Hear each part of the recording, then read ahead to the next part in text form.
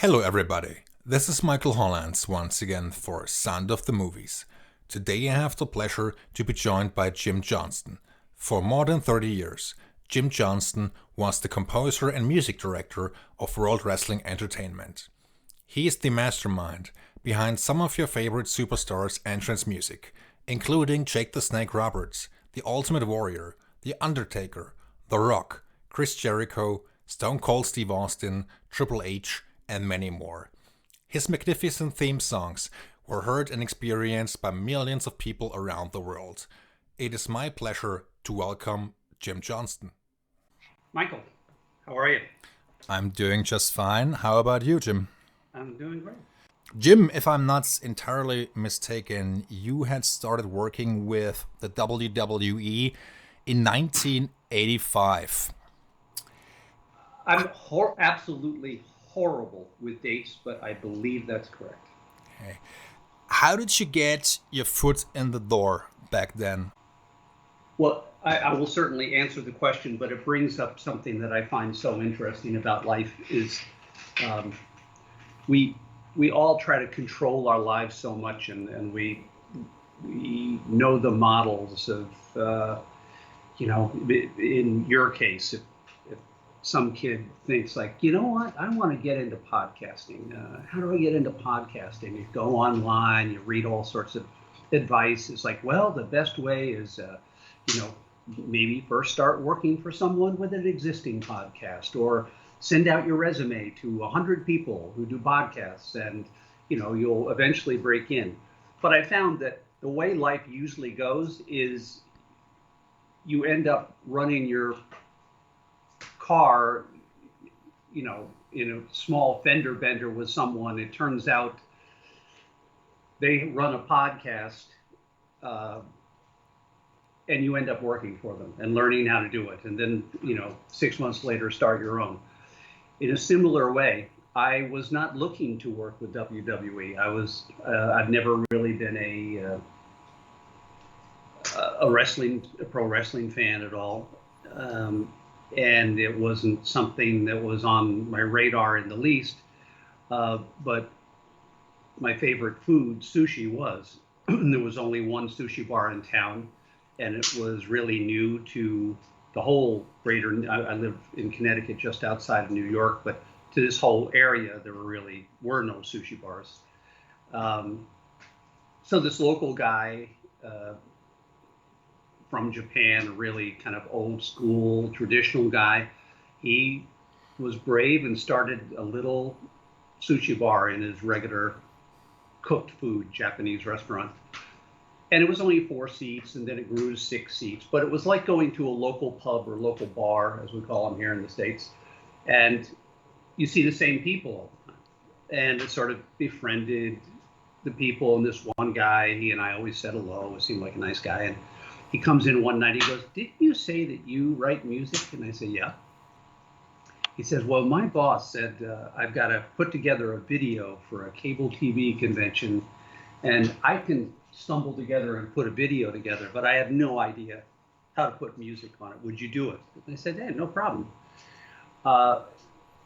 Which, by the way, at the time, I was basically lying through my teeth that I knew how to put music to a video, but hey, sometimes you've got to take a chance when the opportunity bell rings. So I did it.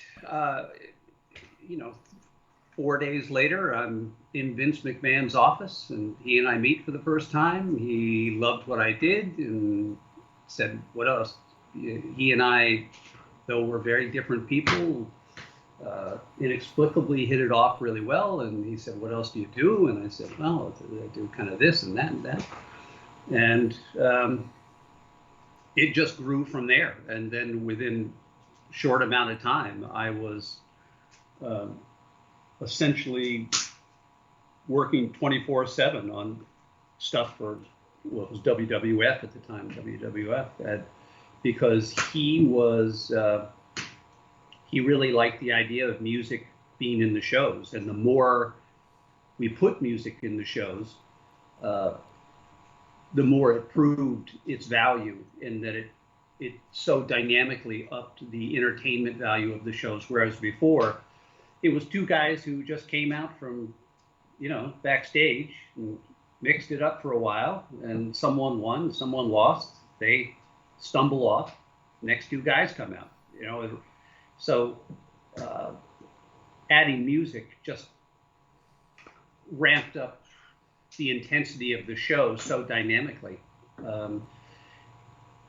And as time went by, I mean, when I first came in, there wasn't such a thing as an entrance theme. It was they didn't even have a show theme. So everything had to be kind of invented and made up as we went along. It was a pretty exciting time. Great. Thank you very much for elaborating on that, Jim. And as I mentioned in my introduction, you were the composer and also the music director of the company. How would you describe your typical or average day at WWE? It's not a calm company. Everything is a fire drill of sorts. Everything is hurry up, faster, faster, faster. Except for network news, it's the only show on TV that has no off season. It's 52 weeks a year. The year basically ends with WrestleMania, where lots of storylines are resolved, per se, and new ones are created. But then it starts the next night on Sunday of WrestleMania. Then the next night, Monday Night Raw, it's a whole new world. And so frequently through my time there, I would find out about someone who needed a theme for that night's show, and I might hear about it at 3:00 in the afternoon or something, and so have until 7:00 to put it up on a satellite feed or later on up on the internet. So that was the general vibe of things. And at say on Monday, I've got a to-do list of 10 pieces of music. By the end of that week, in general, things that were the most important thing in the world, 1 through 5 on that list, were now 6 through 10 and been replaced by a new 1 through 5.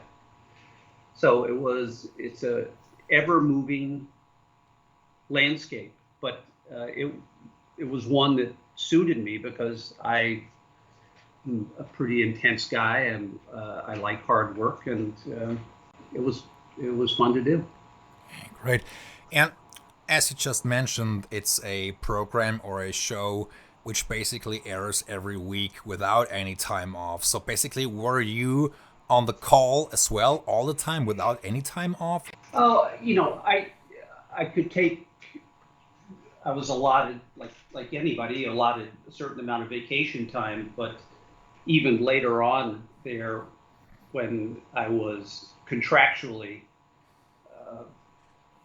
allowed 4 weeks of time off, I bet I never took more than 2 weeks off, and early on, I probably took a week and maybe a couple of weekends, but it was pretty much a 7-day-a-week thing. Okay. How did you experience the creative process within the company? Were you always given leeway when you were coming up with music or with lyrics, or did you have many meetings with Vince McMahon discussing your approach and going over things? How did that work usually? Extraordinarily little information. Certainly, it was very rare to have big formal meetings talking about, well, we got 3 new talent coming in, and here's who they are. And there was a little of that towards the end of my time there, when things got very, very corporate. And as is almost always the case, the more that vibe started to penetrate into the creative process, the worse the shows got, in my opinion. It's the old story of too many cooks in the kitchen, and too many opinions flying around, and then the people who you've hired with a very specific talent or expertise, you're now getting in the way of that talent and expertise and second guessing it, and that's a very illogical thing to do in my thinking. I mean, it's be like my hiring someone to come fix the air conditioner because he's very well recommended, and then when he gets here, questioning every move he makes. You know, you sure you want to use that kind of wrench? I don't think, you know, that's it doesn't look like the right wrench to me. You know, the guy can't do his job. So I like to when I work with singers, even when I have a very clear idea of what I'm looking for, I always start with, you're the expert. Here's the song. You tell me what you hear. How do you hear singing it? And start there, and then kind of massage things left or right to get it to find the right solution. Okay. Jim, whenever Vince McMahon was trying to create new characters or push certain wrestlers or superstars, as they are called now, did you ever get the chance to speak with the superstars themselves? Did they ever kind of offer their opinion? Well, that's my character. That's how I perceive myself. Yes, Michael, but in general, that was the nightmare scenario for me. The difficulty with speaking directly with the characters is very frequently they would not fully embrace the importance of how much entrance themes are like a movie score. It is the music to the character. It's not music you enjoy listening to. It's not. So when you speak to the person, to the wrestler, they tend to say, I want a song like my favorite, you know, Aerosmith song, or my favorite Metallica song, or, you know, because this is what I work out to when I go to the gym. And it's very difficult to get them thinking in the direction of, that's great that you like that music, but it has nothing whatsoever to do with your character. And that's what your entrance theme has to be about. So fortunately, Vince helped me out a lot there because he realized the same dynamic, and I think unfairly over the years, he got pegged with being a real hard ass with talent and saying like, hey, this is your music and you're going to love it, because he knew better. And you know, you can try to listen to people and be as sympathetic as possible and understanding that, gee whiz, I get that you like this song by Metallica, but it doesn't fit your character. And by the way, even if it did fit your character, you know, it would cost us $500,000 in licensing fees to be able to use it. So the answer is no. So yeah, in general, it was great to steer away from speaking directly with talent about their themes. Sounds plausible. And Jim, I recently watched a WWE Network program. It was a show which listed the 25 greatest entrance themes. It was produced in 2014, if I'm not mistaken. Do you know how this was organized? Was it voted by fans? Because I feel it's so hard. We are talking about 30 years of music. To narrow it down to 25 must be a humongous task.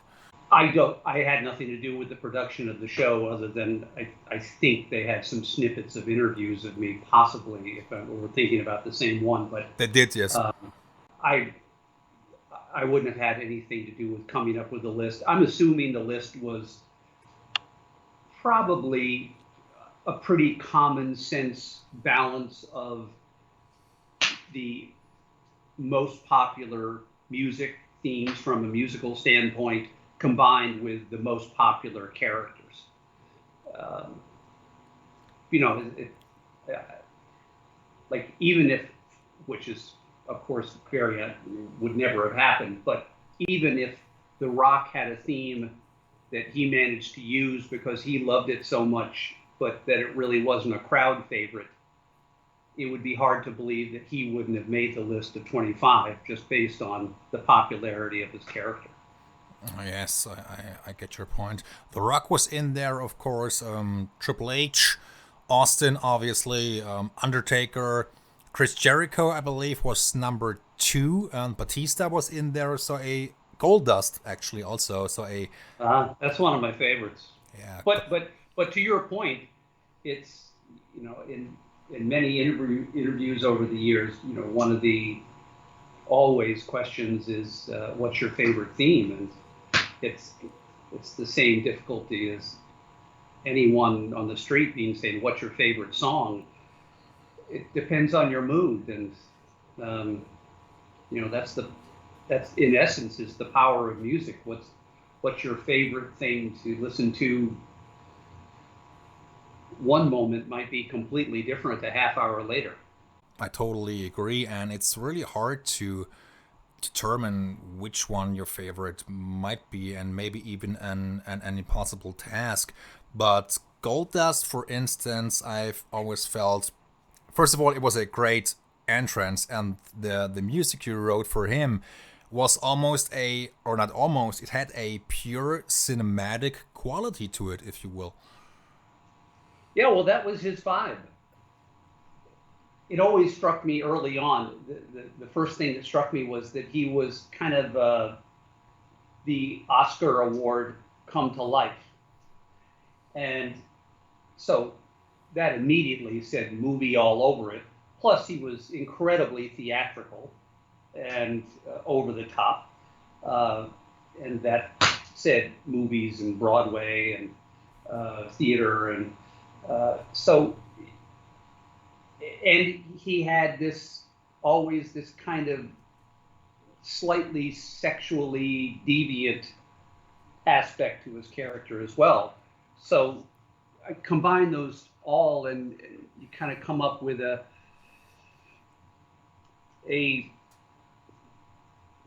film soundtrack main theme that's big and flamboyant, yet it's dark and mysterious, and it keeps changing keys all the time, and so it's a little bit off-putting because it's not, you know, it's not the kind of tune that you're going to whistle as you're walking. I remember one time I had done it all with virtual orchestras and samples, and one time I tried to have real string players play the string parts, and they looked at it and said, forget it. You know, because it was just so unrealistic in how difficult it was to play and to be changing keys every 2 seconds. I still believe it's a very strong theme, and one of the most interesting characters the company ever created. It's a really good point, Michael, because someone like Stone Cold Steve Austin, it's like you always knew something crazy is going to happen because you knew he would make it happen. Yes. But with Goldust, you really didn't know what you were going to. I mean, he truly was the box of chocolates deal. You really didn't know what you were going to get tonight when he came out. You know, he might be just very straight ahead and physical, and he might be just weird, beyond weird, and yes, and absolutely, not be able to know what is going on here. I believe many people perceived it as risque at the time, and they started to push the envelope a bit, if you know what I mean. For instance, when he came out with this kind of a bondage outfit, or he was in diapers, and crazy stuff. Absolutely, and I believe many people took offense to that. But be that as it may, it was a different time. But I understand why they went into that direction. You know, they just needed to get attention and have good ratings. And with the WCW breathing down their neck, obviously, it was Yeah, time. and I yeah, it's definitely one of my favorite themes. It definitely starts with that. Uh, really like that. It's a very mysterious opening melody line before things come in. And edit this if I have to redo it if I don't remember how to play it. And before we talk a little bit more about the themes for their respective superstars, I would also like to talk about some pay-per-view themes because I believe the musical selection for the pay-per-view or the theme for the pay-per-view can be just as important as the theme for the superstar. You know, whenever they were preparing, let's say, a video package, you know, of a feud leading up to the main event, or let's say WrestleMania X7 had the Limp Bizkit song, or also one of my favorite songs for Survivor Series 2001, Puddle of Mud Control. Did you also decide which band was to perform the songs? Did you have creative, let's say, input also on that? For the most part, not really. Um, I was busy enough trying to get my own work done, and uh, but there were definitely times, particularly earlier on, when I was the liaison with relationships I had with labels, and it worked out well because we needed, a big song for a pay-per-view, and so I would go to people I knew, uh, and it was more like finding a good band that the label was looking to, like they felt like this would be great promotion for the band, and it was extraordinarily great promotion for the bands because when they would get a song on there, uh, it would just their websites would blow up. Uh, so early on, yes, I was a part of that. Later on, no, that got completely handed off when the uh, WWE Music Group was created, and uh, so that was like a completely different part of the business. Okay, I see. You had some huge bands in there: Motorhead, Breaking Point, Our Lady Peace, Creed, Drowning Pool, Saliva. So that's a Yeah, pretty impressive list there.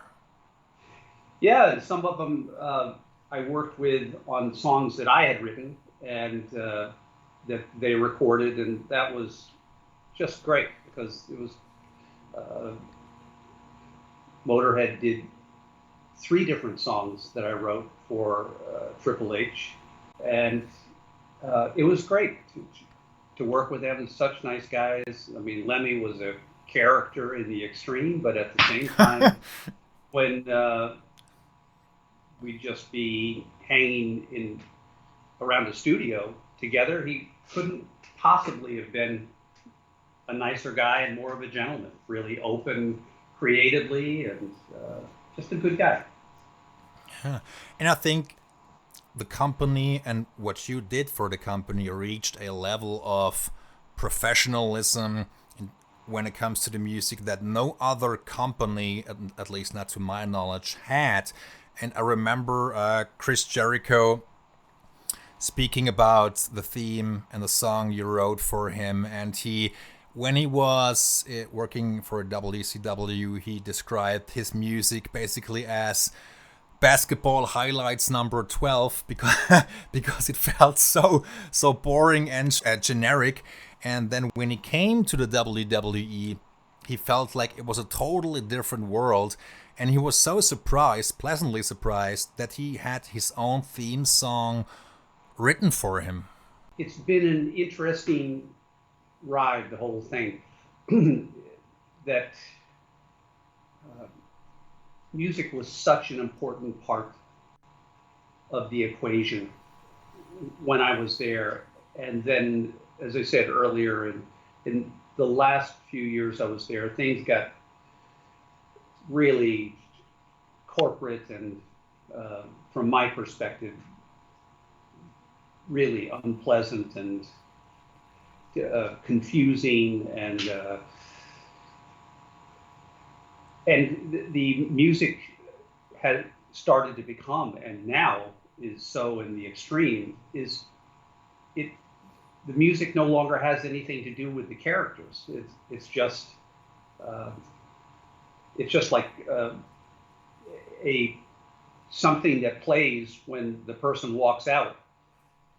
And I think it's a really big contributing factor to why there aren't big stars now. And the same thing with what's the other big outfit, AEW. Yes.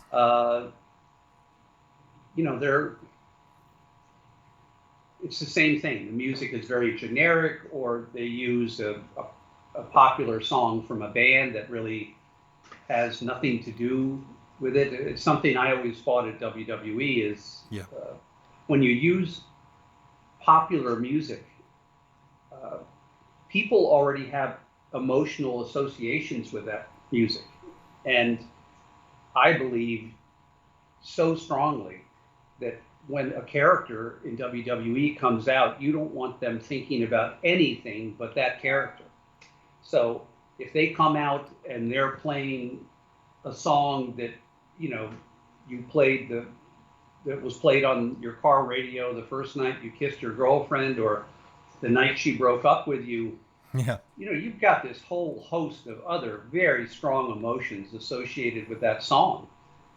So it's like when you're watching a movie and a song plays that kind of takes you out of the storyline of the movie. That's really bad. You want to keep people in the storyline. That's the whole point and goal of really great entertainment is in a movie you're shooting to and it's why guys like Steven Spielberg are just so brilliant, in that when you watch his movies, you're taken into this other world for a couple of hours. Correct. And he doesn't let go of you. So you're living that story. I mean, you're part of it. And that's the way it should be for a film, a book, an entrance theme. And I'm proud of that. That a lot of the themes I did, when they came out, and like Undertaker came out, or Austin, or Rock, for that period of time, it's all consuming. You're not thinking about anything else except being there and watching that person, and kind of being completely washed over with the emotion that is associated with that person. Absolutely right. I couldn't agree more, and that's a very good point, because same with a movie score. It needs to reflect the characters and the events depicted in the series or in the movie. And same with entrance themes. It needs to fit the character. If you're going for the hip choice, whichever that might be, it may not be the proper choice. Not just take a song and license it's a song of band XYZ because it sounds good, but it doesn't create an emotional connection between the fans.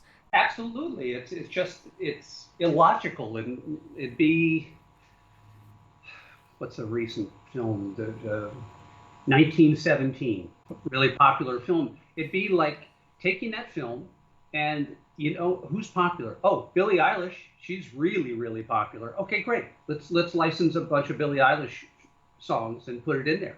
It's like, well, it has nothing whatsoever to do with the film and the story. So it's, to me, it's the same thing as a mismatch between a wrestler and his entrance theme, or a TV show and its theme, and certainly those times when you're watching watching a film, and you find yourself feeling this kind of discomfort, and then it dawns on you as like, what the hell is this music? I mean, it's taking me out of the movie, and to your point earlier, I think it happens a lot as people are trying way too hard to be clever and creative, and like, oh, let's have this really quirky music for this scene. And I think the question is why? Why? What's the goal? Is the goal to be quirky, or is the goal to tell a great story and make a great film? So, yeah. So, I mean, what I did for 30 years is basically film scoring of 1,000 little 3 and 4 minute films. Yeah, that's a nice way of putting it. And in terms of 1917, I would just like to throw out there that luckily Thomas Newman wrote the score. Yeah, so at least beautiful, and absolutely a score that well, Thomas always does a great job, but he absolutely keeps you on the edge of your seat from the first frame. And Jim, if I may ask, have you ever had large interaction with film composers? I seem to recall you once met James Newton Howard when you were scoring No Holds Barred.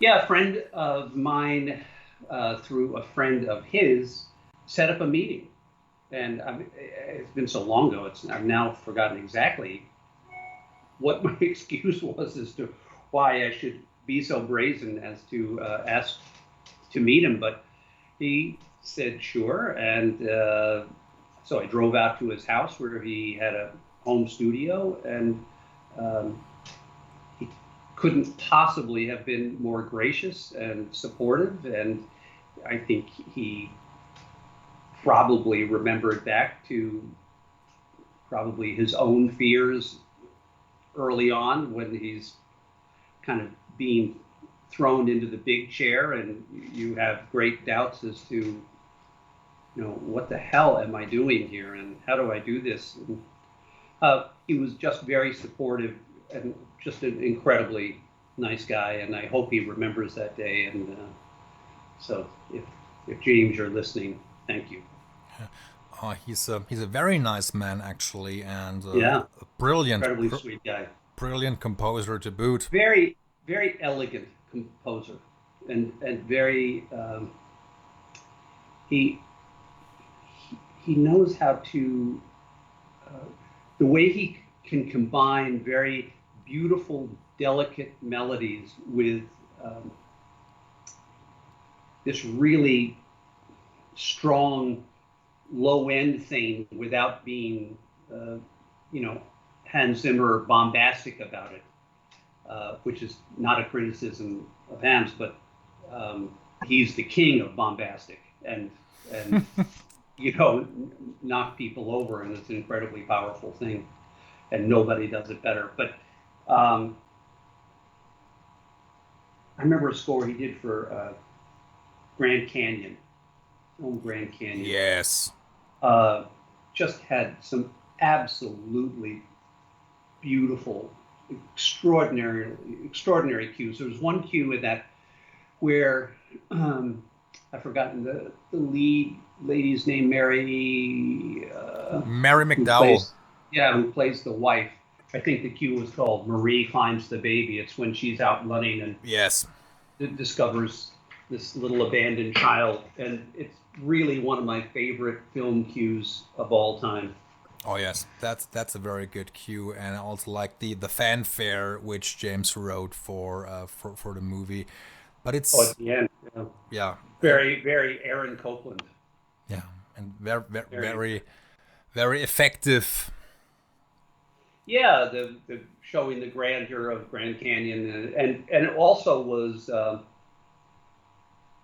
so wise and powerful in just to go through this whole very kind of almost a dark world of this movie of all these people trying to sort out their lives, and then they all come together and then boom, this completely different piece of music associated with the completely different visual and power of the Grand Canyon, and just so wrapped up the music perfectly, or the movie perfectly, with the sense of what it represented, which is we're all of our lives are just these tiny little fragments against some things that last forever, basically, and are so much bigger than us. And if we'll just focus on those larger things, we could probably come together a lot better than we do.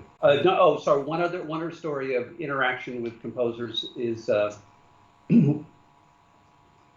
wow, it's so emotional. I'll start crying now talking about it.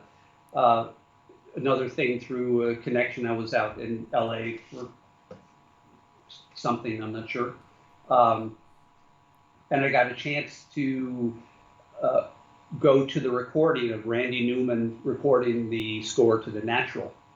Oh yeah. And I came in, and there was just like two guys in the control room. It was very low key, except for the, I think 80-piece orchestra. Randy was conducting himself. And it was, to that point, the most beautiful thing I had ever heard in my life.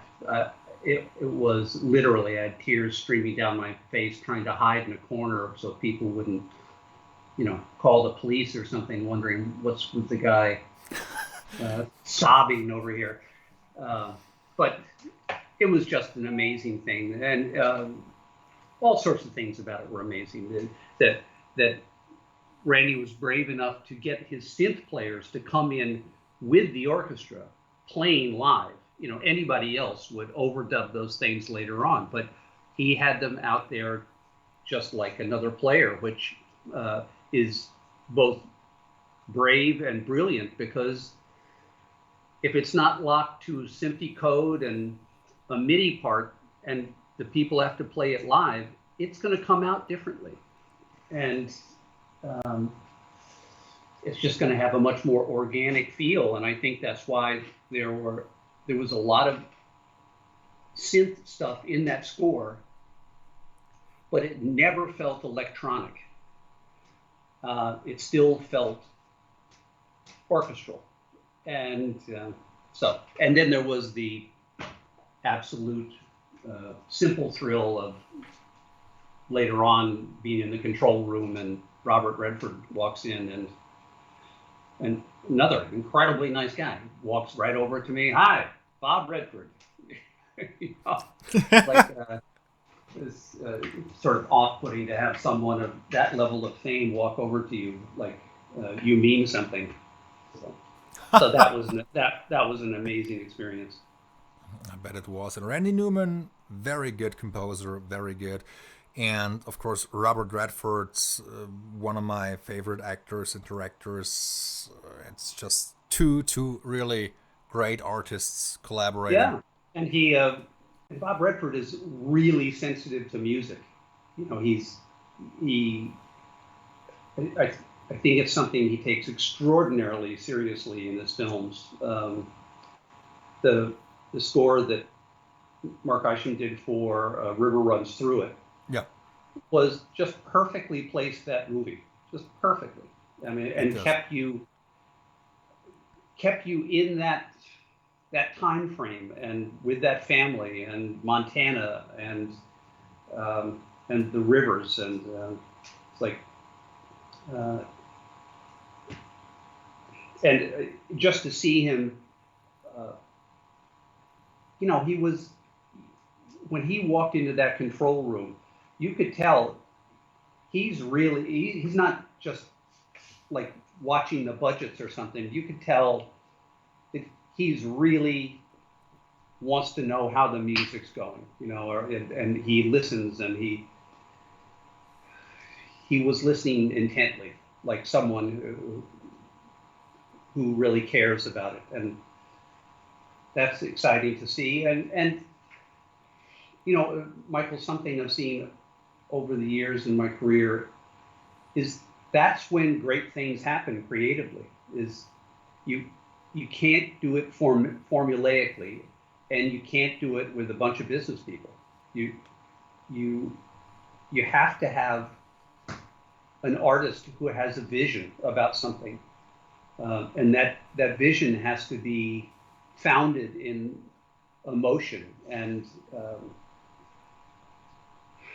for me, music is completely about emotion. It until I know a piece of music's not done until it's making me feel something or bringing tears to my eyes or something. Something has to emotionally, a switch has to go off, and then I know, like, oh, okay, this is Yes. this is it. You know, it's like there's this magical moment, and I've told the story I know a bunch of times of having difficulty coming up with something for Undertaker. And then when I sat down at the piano and played this little sort of like child theme, I just instantly knew, okay, that's it. Yeah. We're done. The search is over. Yeah. So then it just became in what manner do I produce it? Funny you should mention The Undertaker as still one of the best and most awe-inspiring entrances any superstar ever had. And you wrote really good music for him, and you wrote a couple of or different variations. For instance, Oh, lots of variations, yeah. in 1998 he had a new theme than the theme when he was a part of the corporate ministry, and very, very good stuff. Thank you. Yeah, well, he's a great character, and probably one of the, overall one of the greatest characters, maybe the greatest character of all time. It's an interesting thing, the different aspects of music. If you're writing a song, it's a freestanding entity, so you're less dependent on any outside forces or outside emotions. But as soon as you have to attach that piece of music to a piece of film, or basically to a person, now that person, that entity, that film, that TV show, it puts enormous constraints or enormous possibilities on the creation of that music. If you're hired to write the score for a movie, but the movie is pretty bad, you can't write a John Williams level score to that, because it'll stick out like a sore thumb. I mean, it'll destroy the film. It's because it's writing to way more emotion and way more drama than actually exists on the screen. So when you have a character like Undertaker with a lot of depth and a lot of latitude, it's great because there's not a whole lot you can't do, except please don't screw it up, because he's such a great character. And speaking of movies that have a score which they don't deserve, let's put it that way. Nicely said. I could think of a few. One of my favorite examples, The Last Airbender, a film directed by M. Night Shyamalan. The film, it was a, success for, it was not terrible, not hugely successful, but they drew money. And James Newton Howard wrote a score for that one, particularly the piece called Flow Like Water, which is a marvelous piece of music, a genius piece of music. And the film basically, it's a lackluster movie. Maybe I shouldn't say that, because I'm sure that Shyamalan fans are out there listening, but the score is a pure work of art, in my opinion, and the film basically isn't. I think that happens a lot more. Well, I know it does, because the truth is, you log into iTunes, or, years ago, you go into the video rental shop, and there are, thousands and thousands of movies that you've never even heard of. And there's a reason for that. And I know that in many cases, those films hired a great composer, but it's like putting handcuffs on, or messing with the composer's foot, where they can't really put the accelerator all the way down. They can only go halfway down, because anything more than that is going to seem like it was written for a different movie or something. And Yes. I've got some experience in this regard. It's actually very frustrating, because, of course, any composer wants to do a great job for the project, but you also, everyone has some sort of an ego. You want to shine. You want to come off like you know what you're doing, but you also, can't ruin the film either. So, Jim, you've scored quite a few movies. The Reunion comes to mind, starring John Cena, Inside Out, Triple H, The Chaperone, Legendary, and I think the first one it did was No Holds Barred in '89, I believe.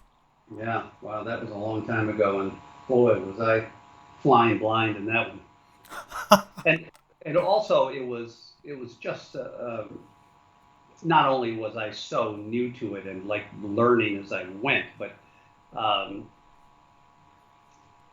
it was, and I'm sure this happens a lot with movies as well, but it was kind of caught between Vince, who had a vision for the movie, and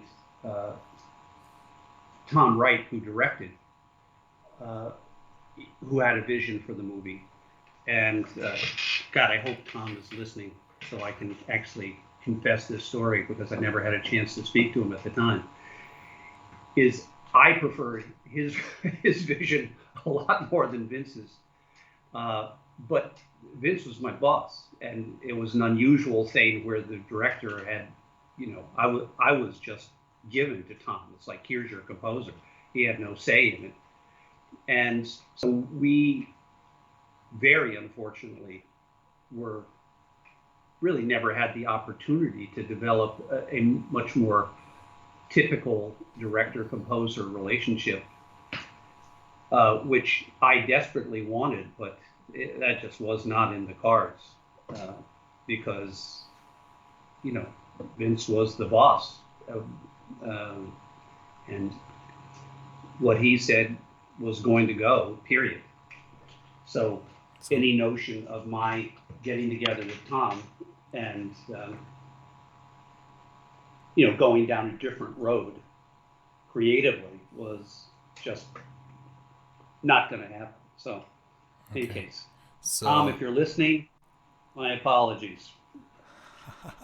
So Mr. McMahon was basically calling the shots. Oh, Mr. McMahon always calls the shots. Why do you think I wrote the song No Chance in Hell? Yeah.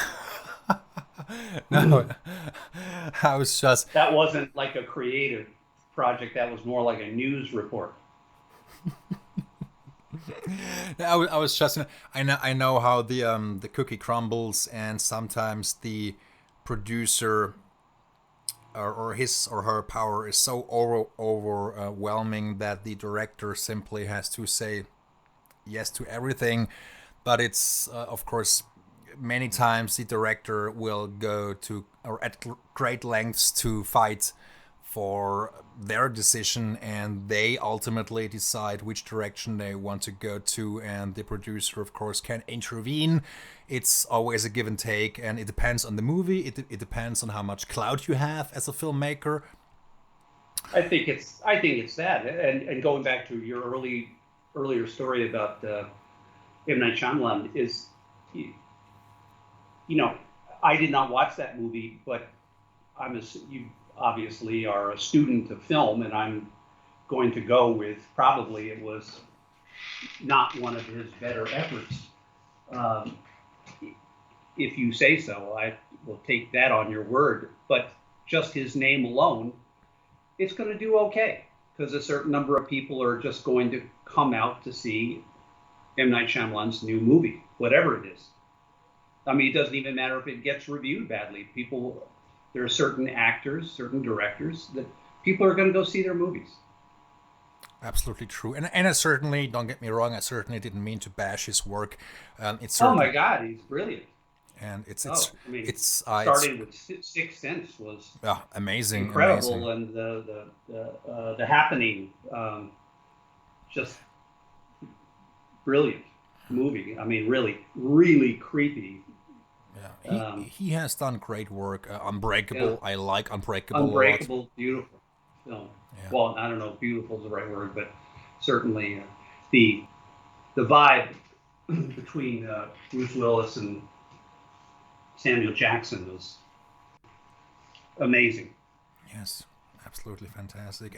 And Jim, I would like to talk about your experience recording at Abbey Road and at Air Studios. Oh, wow. So unbelievable. It's absolutely, many have said this, but the first time you really hear an orchestra play something you've written it is a pivotal, impressive moment in one's life. Um, it's just amazing, it's it's a profound, like, wow, could something be this beautiful? And orchestras just, I mean, they could just hold a note and they sound beautiful. It's incredible. And in those two rooms, uh, it's it adds a whole nother layer of extraordinary to that dynamic. And on a personal note, doing something at Abbey Road, coming from my deep love and huge influence from the Beatles, uh, to think of doing something in the same space where they worked is almost too overwhelming to deal with. Yes, it's a fantastic recording facility and probably the most famous one in the world. And I also had the chance to attend recording sessions there, and it's just Oh, great. Yeah, mind blowing experience. yeah. They're great. And just a shout out to Andy Brown, who helped me so much. He conducted uh, all the scores I did. He did a great job, and he's a great guy. And Jake Jackson engineered most of the sessions, and Jake is one of those crazy good. Uh, God must have decided early. It's like, okay, Jake, I don't care what you really want to do, but I'm making you do this because you're going to be so good at it. So sorry, but you have no choice. Yeah, that sounds just about right. I can imagine that. And Jim, if I may ask, first, I mean, you have probably watched numerous films, and you probably had Yeah, a yeah. preconceived idea, or you imagined what it must be like to score a movie and to write a picture. Was the experience anything like you had imagined before, or was it something that caught you off guard for or at least at some point during your 6 or 7 movies, which you did. Certainly, there's a pressure element to it that's um, it's fairly extraordinary. I think in all situations, you can't help but be aware that the clock is ticking down, and you look down on your notes and you see, wow, I have 45 more cues to write. Uh, that's a problem. And I find you start doing this weird math in your head, going like, okay, so what's the total number of minutes I have divided by 45? So that means on average, I've got this amount of time to write this stuff. So there's definitely some panic involved. I was encouraged by interviews I had listened to or read with other composers, and an almost universal thing that happens, which I find so curious, um, is this whole dynamic of the insecurity of creativity. Is very few people, or that I've ever read or listened to, come about go about it with this incredible sense of confidence, like, hey, no problem, but the exact opposite. The first day you sit down and you've got the picture and you're watching it and you're thinking, okay, what kind of music goes to this? And, a complete sense of panic comes in, that there's this feeling, there is no way I will be able to do this because I haven't got the slightest idea what kind of music would go to this film. Yeah. And it's something I experienced in writing every entrance theme and every show theme, and yet when you can, it's sort of like a faith issue. It starts to happen as soon as you can let go of the fear a little bit and just start playing. Just sit down at the piano, at a synth, at a guitar, bass guitar, anything, and just start playing. And something, it's miraculous. Something will happen and something will come. And you'll say, wow, okay, that works. And I can't even explain why it works. And I never would have expected it would work, but it works. Yes, sooner or later it will come to you. Sometimes it's hopefully sooner than later, because the clock is the worst enemy of any of any composer or any musician. Because also when you're doing film music or writing film scores, you're basically always pressed for time, especially these days. Yeah, and it's a fairly extraordinary thing that the stories I've heard and read are so similar in their dynamic of this fear, and particularly coming from people at the very top of the game. It's an interview with Hans Zimmer where he's talking about that, where it's just like completely lost. He's looking at this, well, and in his case, you add in this extra bundle of stuff that he's doing films with budgets that are, hundreds of millions of dollars, and he's wondering, and you guys were stupid enough to ask me to do the music? I haven't got the slightest idea how to do the music to your film. And yet, it happens. And and I think it's wonderful to be able to experience that, because when it starts to happen, and you listen back to something that's working, it's so rewarding. It's like, oh my God, it's just so rewarding. And it's not rewarding in an, oh, look what I did, how cool am I? It's in a, or at least for me, it's in a completely removed thing. It's like somebody else sent me their cue for this scene, and I played it and listened to it and said, like, oh my God, that is so great. That's perfect, Yeah. Captures the emotion of what's going on perfectly. Absolutely. And Jim, now that you are no longer with WWE, and can you see yourself doing film scores full time in the future, or writing music for television? I'm trying hard to do all of that, and it's been an interesting transition coming out of WWE, and an interesting dynamic where I've got this great and broad and very successful resume, but as I sort of create this chapter 2 scenario for myself, it's such a strong statement in a way that people, it can be a little difficult to overcome preconceived notions about what that means. They hear WWE, and most people immediately think, oh, well, we don't need heavy metal music for our movie, so why would we be, looking at this guy? So it's definitely having to change perceptions and get people to see you in a different way, but I'm getting that done, and yeah, I'm really looking forward to everything. I'm writing songs, and it's been unbelievably refreshing and almost a reset to go back to the beginning, having this period of time post WWE to suddenly be able to write whatever I want to write. You know, I'm not being told what to write.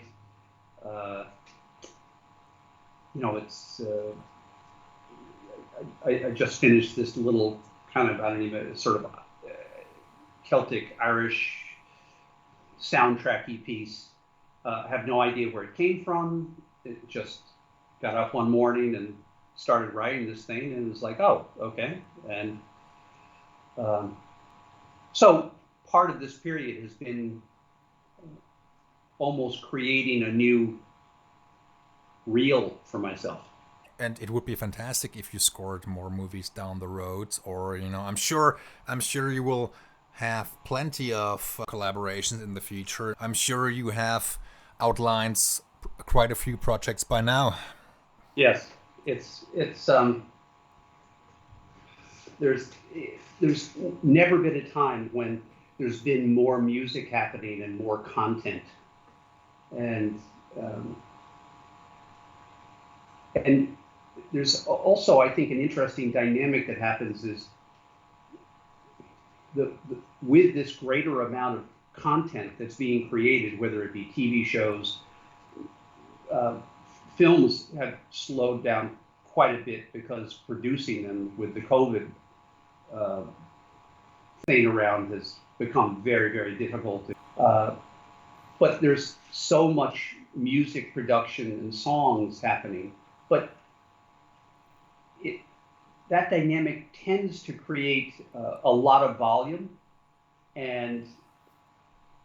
but not a lot of spectacular breakout stuff. It tends to be,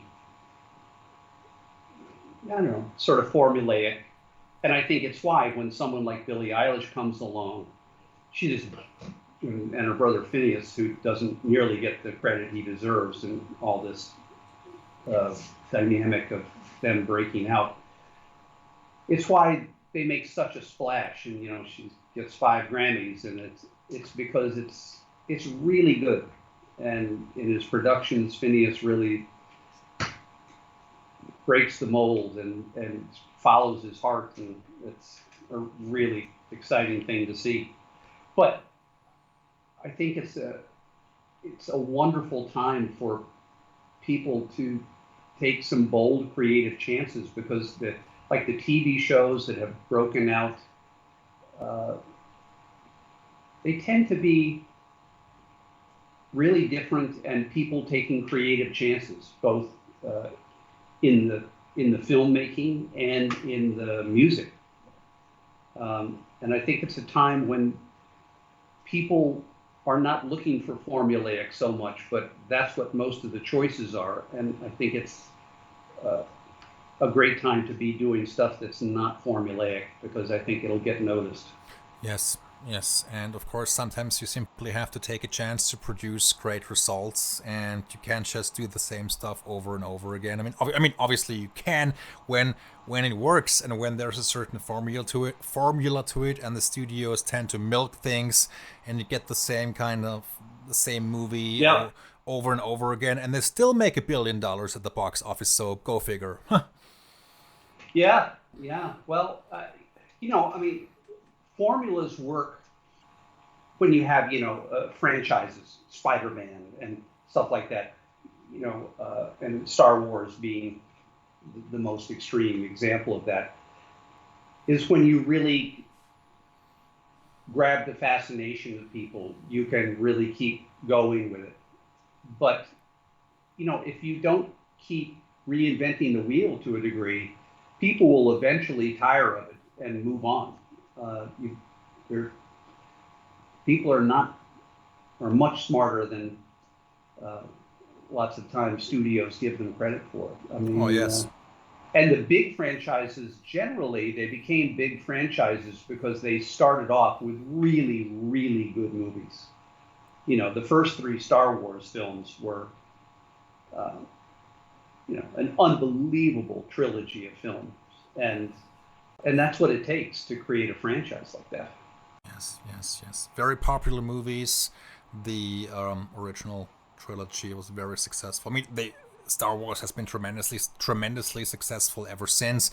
But the first three, which they released starting in '77, and those were my favorites. And of course, fantastic music by John Williams. But I guess I don't have to mention that.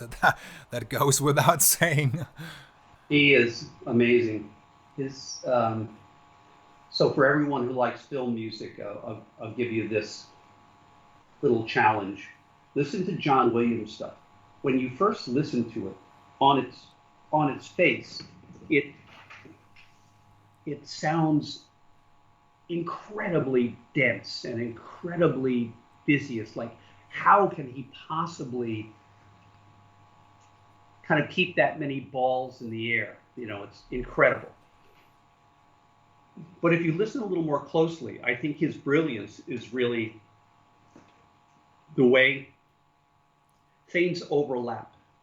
He, like the strings are doing this line, da, da, da, da, da, da, and then before that line is finished, then flutes come in with a sort of answer to that, da, da, da, da, da, and then you're getting some percussion things. But what makes it sound so incredibly huge is it's always changing. There are strings here, then there are flutes, then there are clarinets, then there's a bassoon, then there's a harp, and then there's French horns, and then there's strings again, and then there's a drum kit, and then there's so it's all these different flavors. But if you listen closely, he tends to not have times when 800 people are all playing at the same second. It's how he weaves all these different things together so intricately and so perfectly and seamlessly. Yes. It's incredible. Nobody can do with an orchestra what he does. It's so distinct, his style. John Williams, he also had experienced a time in his life when he was doing lots of jazz music. So he was in a jazz band and a jazz pianist.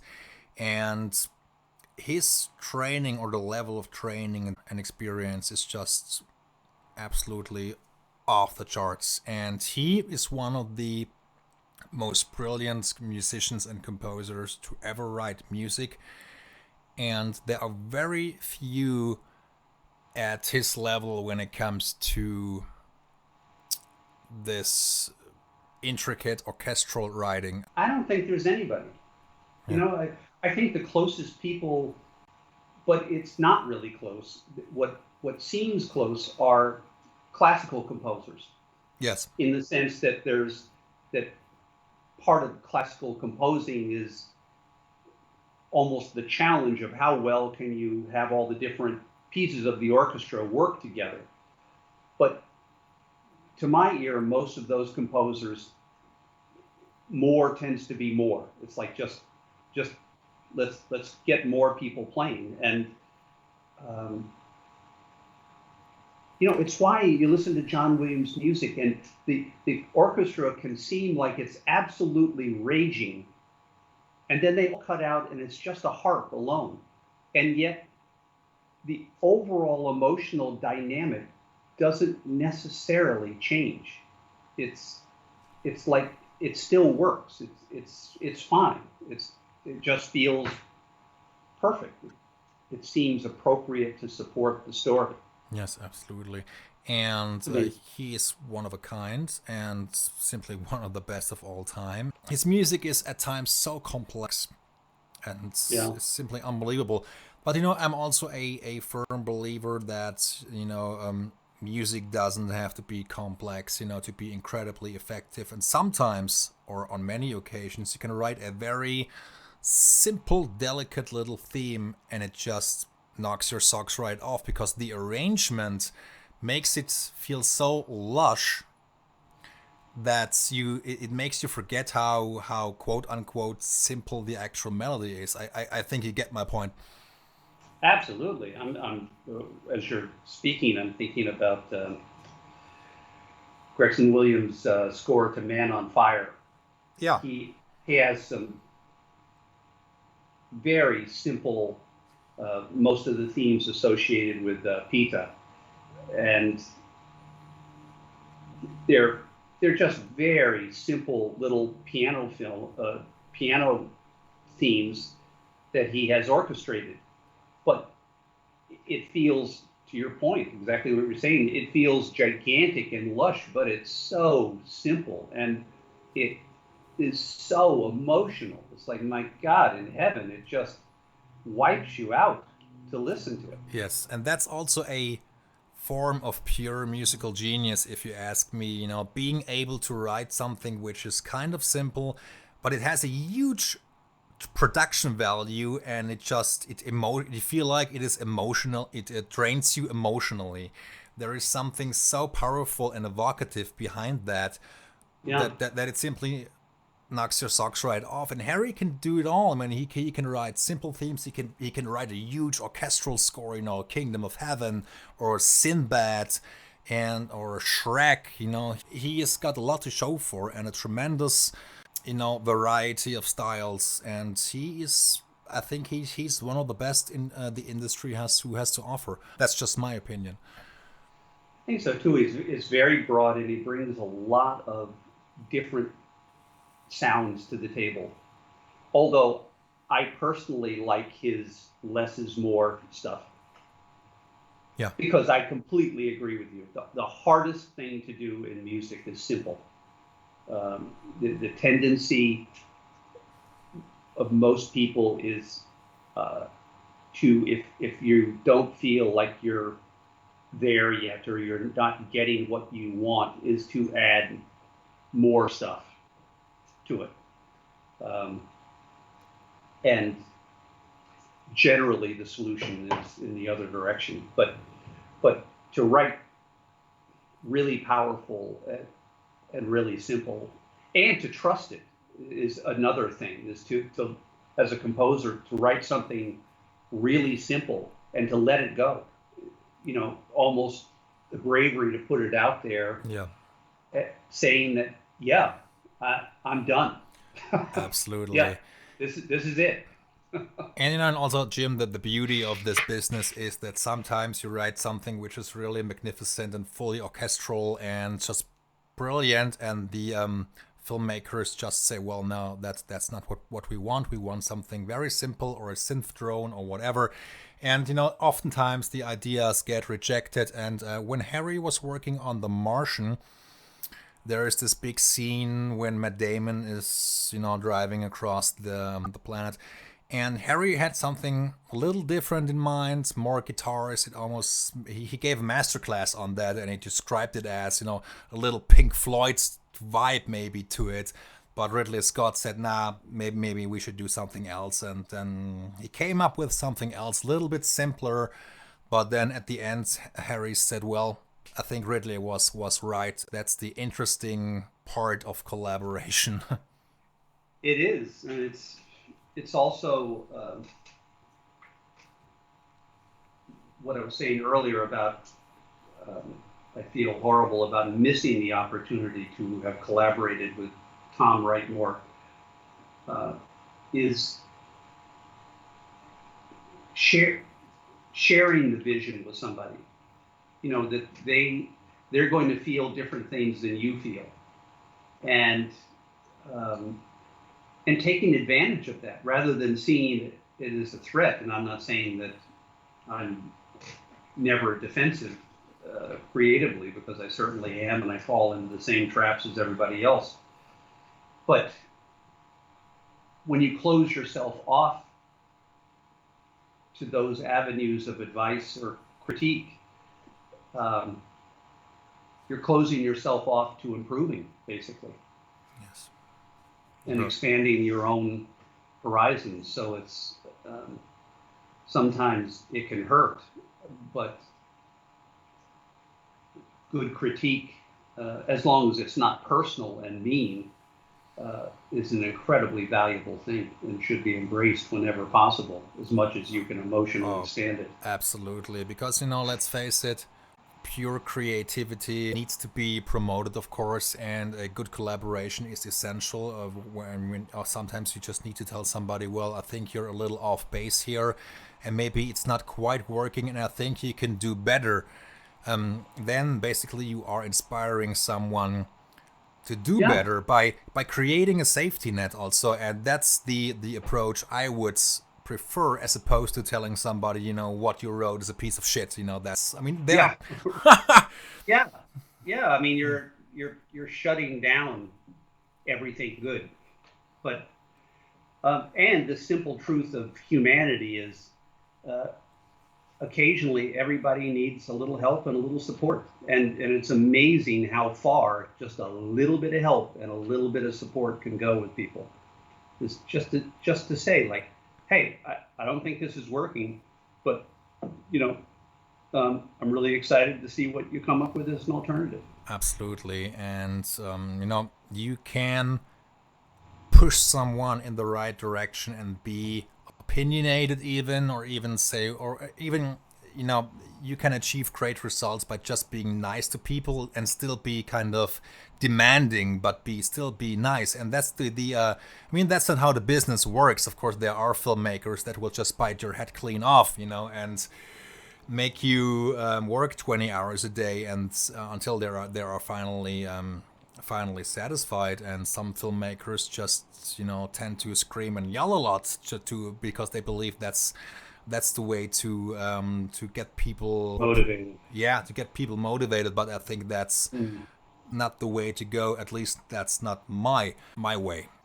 Well, all research would agree with you that ruling by fear and domination is not the way to get the best out of people.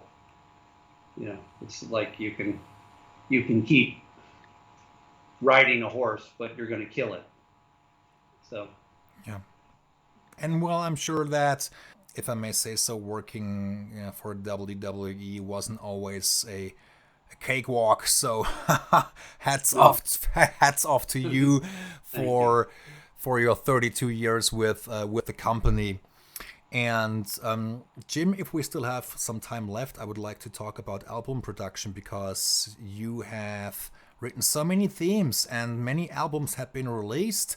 And for instance, the wrestling album, Pile Driver, Full Metal, Music Volume 2, 3, 4, 5, and so on. Yeah. Then there was the anthology set, 3-disc set, which was basically my favorite one, and then Forcible Entry. And you wrote countless themes over the course of your career, and if you go back to the late 80s or early 90s, the themes were so spot on. The Million Dollar Man, Ted DiBiase, for instance, used to be one of my favorite characters, and that's a textbook example of coming up or producing, writing a theme which suits the character. And what do you actually remember of this time period, the 80s and the 90s, and the musical style, and what was going on back then in the company, if I may ask?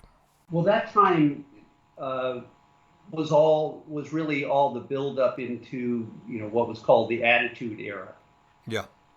and I think those were the highlight years for WWE and the whole product, because there were um, the characters and the storylines the characters were strong, and the and I think the music really, really, really worked. I'm proud of a lot of the music uh, I wrote, and I think it really helped propel those characters to become more of their character. And the more they became comfortable with their character, the more the interactions and the stories between the characters mattered. So if the audience doesn't have an emotional connection with characters, you've got nothing, because then you've got a scenario where ultimately, people don't really care who wins or loses. It's just a spectacle to watch. Yes. But if you can get it to the point where they really want someone to win or they really, really want someone to lose, then it matters. And also having characters that somehow reflect real life was so important. And I think characters like Steve Austin did such an incredible job of doing that. I mean, everyone, there's a little bit of everyone that wants to tell their boss to go screw himself, and and wants to be brave enough and strong enough to take heat from no one and be able to walk up to them, some guy who's being a moron in a bar, and be the one who can walk over and say, like, if you say one more word, I'm going to close your mouth forever. And have that person immediately know that you're not kidding, and how huge a mistake it would be to continue to talk at that point. So, but go down the list is, for people who were kind of into the dark side and goth thing, you've got Undertaker, The Brood. Yeah. Boy, if you're into the goth thing, and Gangrel. But there was just such a wealth of character and a broad spectrum of characters, and particularly as a reflection or compared with today, where it's so generic and so homogenous, and you don't have any breadth at all. They look the same, they sound the same. It's just interchangeable, and I think that's why the period you're speaking about stands out, because there were so many different characters and so many storylines, and a lot of the storylines that centered around Vince and his kids and family and stuff. What made it great was a lot of times it felt like, wow, this is feeling a little too true and a little too uncomfortable. But of course, that's what made it great. You mean true in terms of the Mr. McMahon character and how he portrayed it versus the person he's in real life? Yeah, and having feuds with his son or with his daughter, or humiliating people. There was, through that period, storylines were so good and the characters were so strong that it really had you wondering, is like, whoa, is the real weirdness of this whole business that this is really true? That this is exactly what is happening? That it's not a show? And I think that's why that period was so great, because when there's an expectation when you go to a movie, it's not real. That E.T. does not really exist. There isn't really a little alien who came down to a California suburb. But you go into it with that knowledge, so you're able to let go of your, whatever it is, need for, desire for control and reality, and let go. And that's the enjoyment. That's what makes it so great. Early on, pro wrestling was just a weird, like, freak show spectacle. Guys came out, everybody knew it was fake. They're not really fighting, and they're gonna go off stage, take a shower, and go out to dinner together. During the Attitude Era, the characters were so strong, and the emotion of the music, which brought great strength to the characters, but also made the overall show feel like an entity in itself, because the whole thing operated like a soundtrack to a movie. It took put your emotions through an entire 2-hour show, or even 3-hour pay-per-view, Yes. that you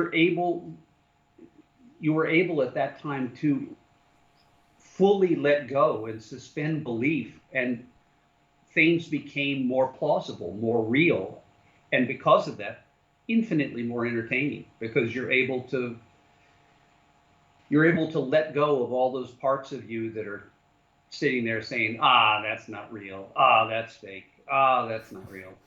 It's like you're so emotionally invested in what The Rock is doing, that you're fully in. And Yes. and when The Rock would come out and do his monologues, and that was just some of the most entertaining stuff in the world. I mean, that guy, genuinely, if you want the best of him, just give him a microphone and let him go. Just the only thing you have to say in terms of direction is when to go out. Okay, now, all right, that's the end of the direction. Yeah. And I remember once he did early on when he was trying to break into movies, he got, I think it was the Oscars, maybe he had sort of a low-key guest spot introducing the guys who count the ballots or something. And it was heartbreaking to me because they had scripted the guy. And it's like, boy, you don't get him. You really don't get him. If you want him to bowl over this audience and light up the show, just give him the information he has to get across, and then let him do it his way. It will pay back dividends you can't possibly imagine, because that guy is the most charismatic guy on the planet. It's amazing. Yes. And he was a very good talker, great on the mic. He had a great physique. Just had great matches with many people. Had a fantastic entrance theme. It was just the total package. No matter if he, it didn't matter if he was a heel or a bad guy or a good guy, heel or babyface in wrestling terms. You still loved him. Yeah. You just love to love him or love to hate him, but you still love him. Yeah, and that's also very few wrestlers get to get their big breaks in Hollywood, or very few achieve the level of success he has. And or guys like Stone Cold Steve Austin, Triple H, Jericho, who's also performing in a band. He's also very versatile. And you had big names on in the 90s like Bret the Hitman Hart, and it was just it was so amazing to watch the product. And when this combined with when you combine this with the music and the whole presentation, it was just a well-oiled machine. It's also interesting when what I was saying earlier about this time of transitioning out of all this time with WWE and now trying to transition into Hollywood and TV and those worlds. It was interesting going back because The Rock had a similar problem, similar overall, but a slightly different detail, in that when he first went out there, he essentially tried to, the strategy was basically try to separate himself as much as possible from his wrestling past and create this new movie star entity of Dwayne Johnson, which really did not work. And it wasn't until maybe a couple of years later he got back together with Vince, did some pay-per-views, reattached himself to his base audience, this global audience that loved him, and felt a little bit betrayed that they were being disavowed. Then he went back to Hollywood and he brought the strength of that with him, and things changed almost overnight for him. Yes, absolutely. Yeah, and it was kind of the fans also started to boo him. I mean, Yeah. he went to Hollywood, he had a cameo appearance in the Mummy Returns. Then he went on to make the Scorpion King. Then I think he had Welcome to the Jungle, and then he went back. I think in 2002, and I think the fans never quite accepted that, being a part-time wrestler and returning for a couple of pay-per-views or for some storylines and then going back to Hollywood. I think maybe they took offense to that. I don't know. It was a long time ago. I I think the offense was simply that when he first couple of times he came back, it felt manipulative, and the fans felt manipulated. Like, you don't really want to be back. You're just trying to, you know, basically buy off more ticket buyers for your films.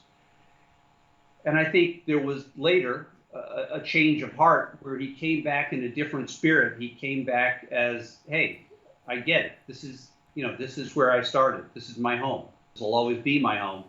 And the fans absolutely re-embraced him. And over the past few years, anytime he's come back, I mean, if if anything, particularly in the current scenario, it's been, in my estimation at least, literally uncomfortable, because he is so much better than any of the current talent who are on the roster. And he so lights up the audience so much more that it's a little uncomfortable. It's like, holy crow. I mean, this is an entirely different deal here. I think it came from, I don't know, there was sincerity and truth came through in the end, and everybody wins when that happens. Yeah, it was a good period in wrestling history and a good era, and even when Rocky returned from Hollywood, it became Hollywood Rock, and he also wrote a new theme for him back for this occasion. And those were the good old days when wrestling and the WWE were simply hot, and it was must see TV. And then gradually the product started getting a little worse. Also it was still good television and the brand extension, and which happened in the mid 2000s.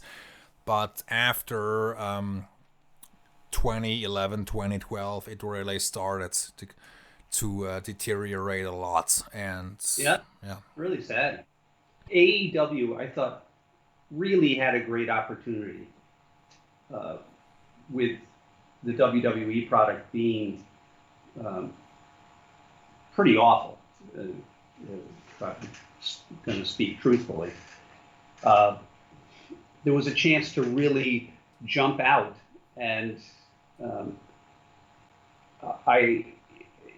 but they didn't change their music. They've still got awful music. Rather than take this opportunity to do something great and do something special, they just kind of are cruising along, and it seems like such a great opportunity for them to burst out. Yeah. But I think there is potential there. The company is still fairly young, and who knows what's gonna happen. Maybe they will continue to grow and develop great new talents and find new talent, but maybe WWE will improve largely. Who knows what's gonna happen? I think there is still some potential in professional wrestling, and many people still like to watch it, even though it's certainly not even close to what we witnessed 15, 20 years ago. Yeah. Yeah, it'll take a lot of fixing, though, I think, particularly because there's so much content out there, and now there are a lot of sort of similar shows on the networks Yeah. of sort of competition shows that are these basically created characters that are going to steal some of that audience away, or at least satiate a certain part of the audience. So it's going to put that much more pressure on either WWE or AEW or any other organization to really break out and grab people's attention again. But to grab people's attention, you've got to create stars. And I know that I'm music phobic in terms of the importance of music, but I'm certain I'm correct that the music is incredibly important. And if you're going to have generic music, then you're going to have generic characters, and you're not going to create stars. And it's that simple. And until that problem is solved, this problem is going to continue. Yes, I mean the entrance and the whole presentation, that's very crucial, and the music, of course, as well. Needless to say, music is a tremendously strong element, be it a movie, be it a wrestling program, and you're certainly right. The music helps to create a star, and it's a good feeling when you anticipate an entrance, or when you go, oh, well, that's really cool, or when you had Rob Van Dam and his new song performed by Breaking Point. That was great. That was great stuff. Or the Big Boss Man back then, or so many other great entrances, Mankind. And it's the best part of the show. I mean, that's the truth of it. That's the most exciting part of the show, and it's almost when the entrance is over and the music stops playing and the lights come up. The truth is, wrestling's okay, but after a while, with few exceptions of the guys who are extraordinarily acrobatic, the wrestling can get pretty boring, and very much the same from match to match. So there's a lot of anticipation about that excitement of who's coming out next, and when they do, and when the storylines are well written, you've got one or two guys already out in the ring, and they're having a feud with this other guy. So they insulted Steve Austin last week, so everyone's thinking, are we going to hear the glass break any second? Are we going to hear it? Yeah. And then when it finally happens, it's like it just explodes. Yeah, and that's the tricky part, because of course it should be the goal to produce a great wrestling match, but you also need to have a great storyline, or somewhat great storyline, to get the audience to participate. It's like watching a movie or a soap opera, if you will. If you feel for the characters, you're being sympathetic to them, and the anticipation grows. And that's how at least that's how I always felt. You needed to watch the pay-per-view because the story was intriguing, and you just felt you couldn't miss it. And I don't have that feeling anymore today. If your feeling is indifferent to what's going on, and you simply don't care anymore, that's a bad sign, I believe. Well, and it's also a reason why films have the luxury of doing audience testing before they're completed. Yeah. So that the filmmakers can literally see, is the audience, are they losing interest in the storyline as it goes along, or are they reacting badly, or are they not laughing, at this one point in the show, which we think is the biggest laugh. So they have an opportunity to fix it. But I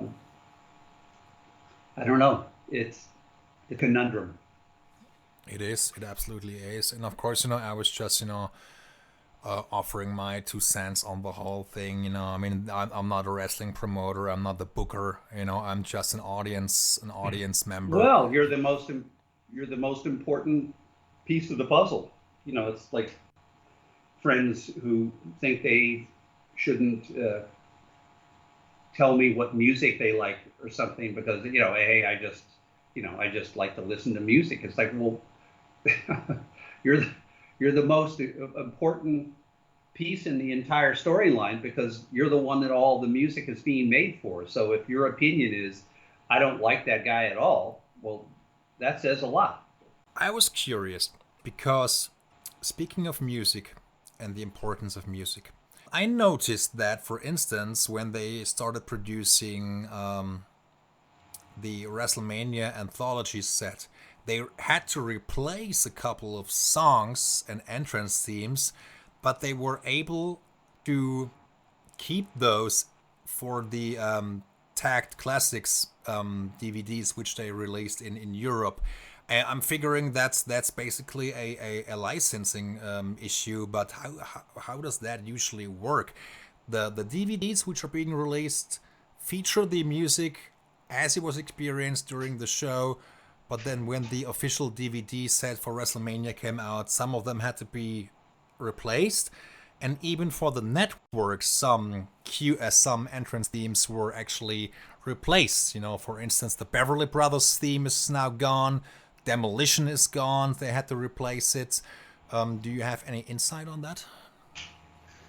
I don't. Are you saying completely different songs or like a different mix of the songs? Completely different song. Yeah, it must be a rights issue. Or I mean, I suppose it's possible that someone looked over a track listing, when they're about to re-release something in Europe that was already released in the States, or vice versa. Yeah. And they maybe just said like, well, you know what, I really love to get this other track on here. Which one should we get rid of to replace it? And it's like, well, the Beverly Brothers, they weren't that popular, so why don't we get rid of that and put it in that slot? I'm purely speculating. But Yeah, I suppose it's possible. Yeah. Some sort of a problem came up. Yeah, it's interesting how that works sometimes. Very very fascinating. And but speaking of Demolition, did you co-write the theme with Rick Derringer? No, I had nothing to do with Demolition. That was Rick Derringer and I think another writer or two other writers. Okay. That was when we were during that period where we were doing the wrestling album. He also wrote the Real American theme for Hulk Hogan. Yeah. Well, it actually was interestingly not written for Hulk Hogan. It was written for a tag team, not the Rougeau brothers, but it was this all-American team. They wore kind of red, white, and blue outfits, and okay. They really weren't going anywhere.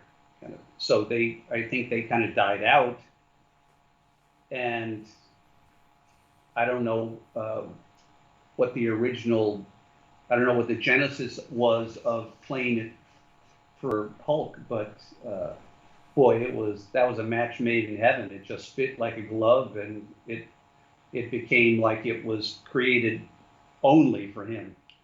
Yeah, and it fits the character really well, and his attitude. Perfect. And also, yeah. And Hulk Hogan, I remember WrestleMania 6 when he was working with Ultimate Warrior. Ultimate Warrior has probably, at least that's just my opinion, one of the most easily recognizable entrance themes ever. Well, it comes out like a bullet out of a gun, just like he did. So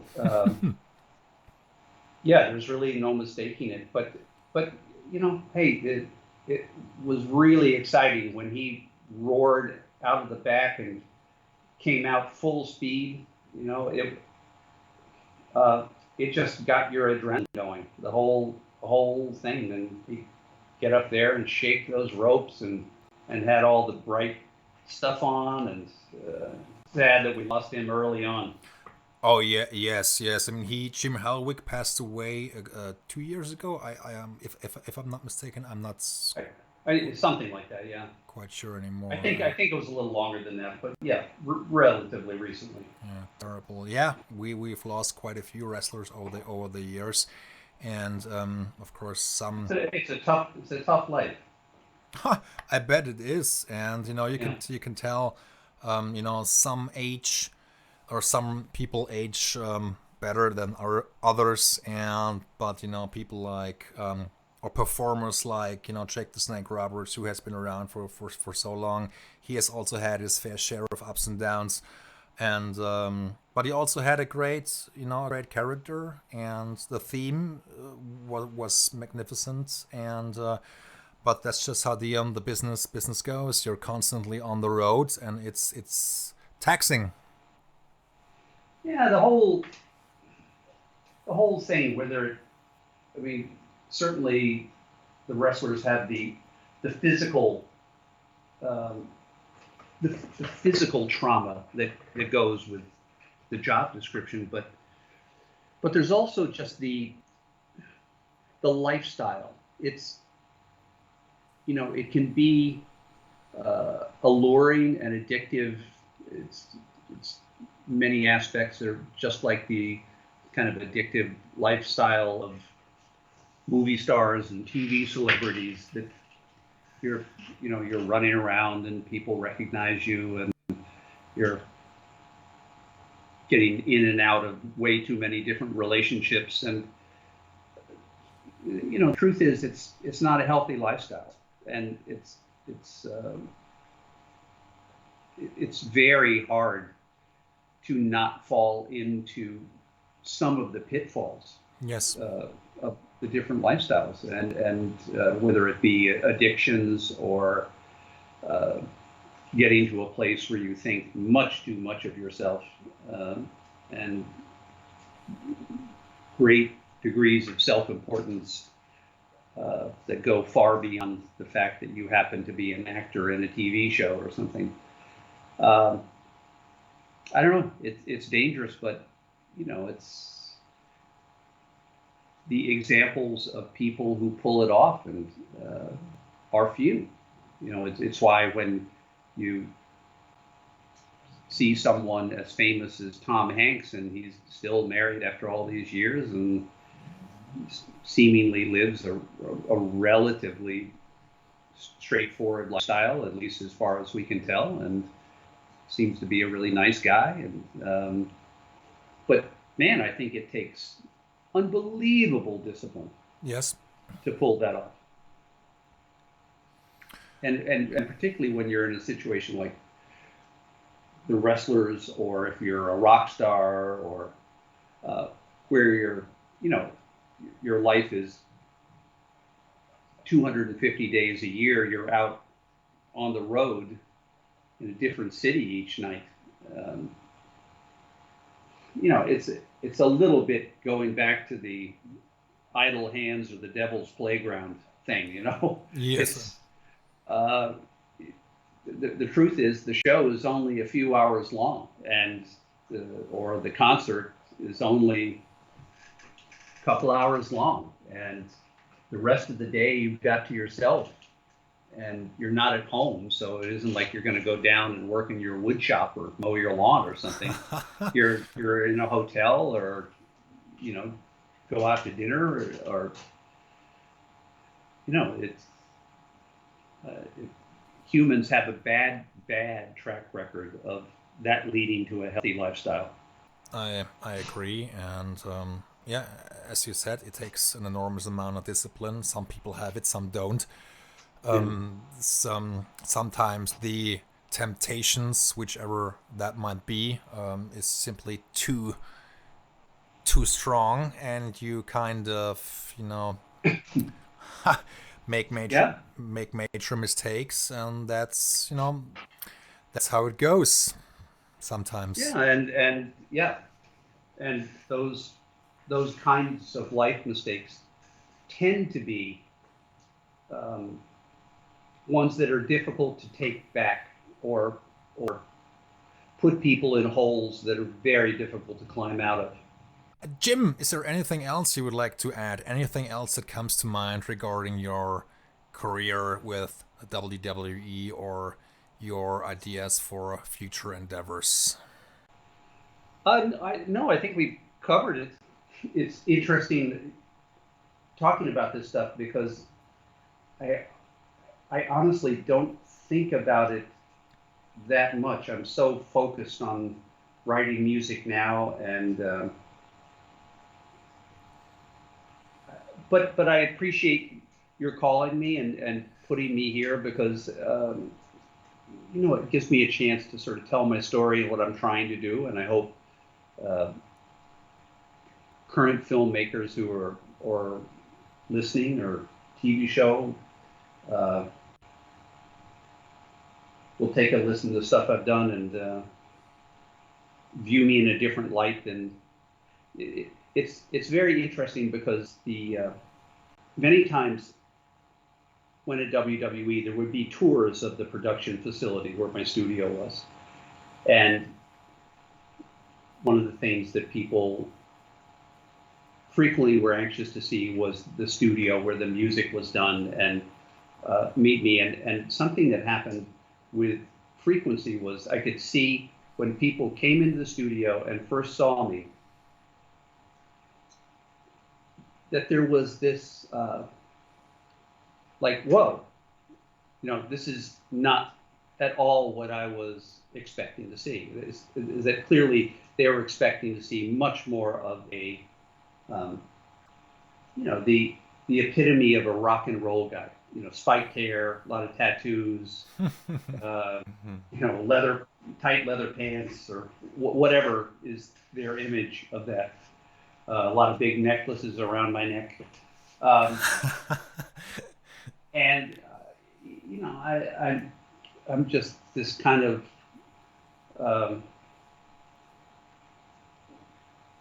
sort of semi preppy dude who just wears button-down shirts and a pair of jeans, and I have no tattoos and no spiked hair, and so it's interesting. It's an interesting thing to change the image, and that's what I've been trying to do, or educate. And interestingly, of all the music I did at WWE, I would say really the most music I did was scores for little vignettes, which is scoring short little films, little story films. And of the themes I wrote, extraordinarily few of them were heavy metal, really, really hard rock themes. Yes, that's correct.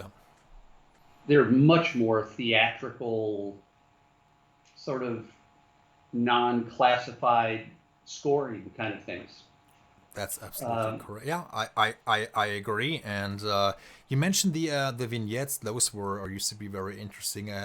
But I believe you also, at least I suspect you also scored some documentaries for the company, or at least you oversaw the production. Okay. No, scored some of them, and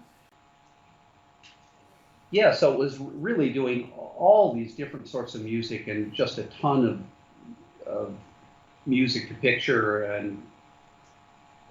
and I just loved it. It's just I am such a fan of what music can do to picture just so many times. I even though I'm the one who composed and produced it, when I sort of put it together and watched it at the end, I'd be just literally taken aback with the transformation from the picture only and then the picture with music that is leading your emotions. Yes. And it's why I love film music so much. It's just the ability to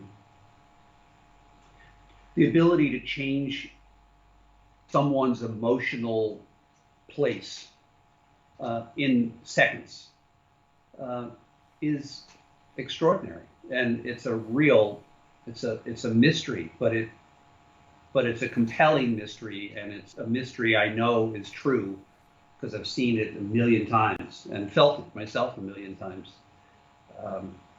And that's what I love to do. Yeah, would be a fantastic opportunity, and maybe you should reach out to James Newton Howard and see if he can offer some help, tricks, tips, insights. Yeah. Hey, I'll do your most boring cues that you don't want to do.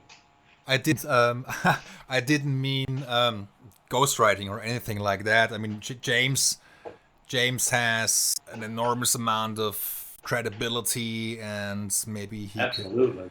maybe he could, help you out and say, well, you have to get this agent, or you have to contact such and XYZ. That's what I meant. I didn't mean ghostwriting. Yeah. It's however, the ghostwriting thing has become a pretty big deal of the business of music in Hollywood, because so many of the big films want this relatively small number of composers to do their films.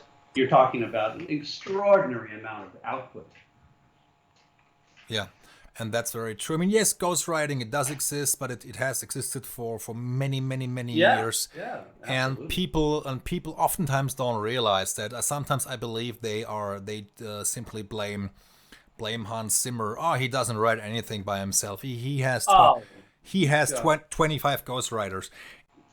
I think he's as the most hands-on person imaginable. And although I think I see it as he's smart enough to delegate, and I think he's very giving in that he has a constant rotation of people that he's basically interning into the business Correct.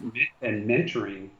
I think it's the opposite of anything having to do with he's taking advantage of people. And Yeah. my impression is he couldn't be more particular about the music that is on any film that he's been hired. Oftentimes you just need help because there's a time crunch and you have Absolutely. 80 more minutes of music to score, and you don't have enough time left. And if you look at your calendar and you realize, oh well, I should be done in 2 weeks, then you're facing a major problem. Yeah, and the truth is, the way composing is done now on computers, uh, if, if you're really the composer of a piece, you can sketch out the piece exactly as it's meant to be and then hand it over to someone else to fine tune all the MIDI details and clean it up, get it much closer to a presentable mock-up so that the director can hear and get a sign off before it gets manuscripted and it's made ready for the orchestra. But it isn't like the person who's doing that is rewriting the piece. They're they're just working with what Hans has given them. Yeah, and of course it's such a tight operation, and of course you have to write the music, you have to arrange it, you have to orchestrate it, and of course you also had to give it to the copyist, who of course Yeah, then took all the different sections piece by piece and prepared it for players. the players, the string Yeah, section, the flautist, whoever it was, and extraordinary amount of work. it takes time. It's Yeah. tremendously difficult and challenging, and of course, many people have help, and oftentimes you have 5 or 6 additional writers or 10 additional writers, depending on the project. So that's not that's not a novelty in Hollywood. Oh my That's God, no! I think it would be a rarity that if you watch the credit roll at the end of a movie that you would not see the additional music by category yeah. go by. And of course, if you by I don't mean to be disrespectful to James Horner. I think he was an absolute genius, but he had to take over Troy from Gabriel Yards back then, and I think he had about 3 weeks left when he came on board, and there is no way. that James Horner wrote an entirely new score for a 3-hour movie in 2 or 3 weeks by himself. No, it'd be like you have to create a factory around you to get that much work done between the fine tuning, the basic compositions and the mock-ups, and then copying and manuscripting. It's like I can't imagine that. I've certainly read about that story, and it's almost unimaginable. And yeah, because it's also big. It's big music too. It's not like it's a flute and a lute playing together. But they somehow managed it, and luckily, and James Horner was brilliant. Sadly, he passed away too. Yeah, it was an untimely death. It's so sad because he was a crazy talented guy. Yeah, absolutely. Was one of the best ever in the business. Jim, is there anything else which you would like to add before we wrap up? No. Anything else for you? Not that I can think of at the moment. I think we have covered lots of ground and lots of subjects. I certainly appreciate your inviting me on. I love talking about music, and boy, I'm anxious to write a whole lot more of it. Great.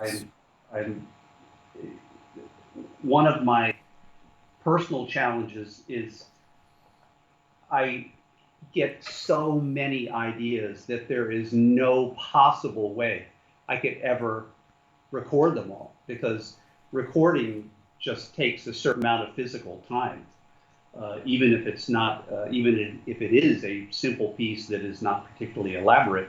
Yes, it takes time to record a piece, and the problem is every time I'm working on one piece, I'll get 5 more ideas along the way for something else, and so you kind of fight this tangent or the pull to want to go off on tangents. It's like, I just want to work on that a little bit and to stay on course. So while I feel absolutely blessed that ideas just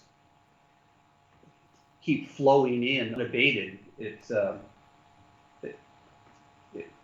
tough to choose at any given moment. And I think that was a blessing in disguise for me all that time, no matter how crazy it got schedule-wise at WWE. It's good for me to have that kind of forced discipline of, you have to write this today. Yes. So I'm much less, there's much less of a chance that I'm going to get diverted. Yeah, and I'm looking forward to hearing new songs and themes that you will come up with in the future. Are you going to release unreleased WWE music, or do they own the rights entirely? Yeah, I own all the writer's share, but they own the publishing, and in the music industry, the publishing ownership is really the power, and which is not, as any composer will tell you, is not particularly fair, but that is the way it is. So they have the rights to what to release. Can be rather complicated at times, and licensing and ownership and whatnot. So yeah, let's see. Maybe they will release some unreleased songs. Would be great. And I also was a little disappointed when they stopped producing physical CDs and there was just the download. Yeah, I mean, the whole CD market has, in the big picture, has sort of collapsed, but there's still a lot of people who really like having that cereal box dynamic of having something in hand and something easy to play in the car and stuff like that. Yeah. So yeah, I agree. It's surprising, why not? It's not that expensive to have CDs printed these days. Why not do a short run of CDs and, put them out for sale?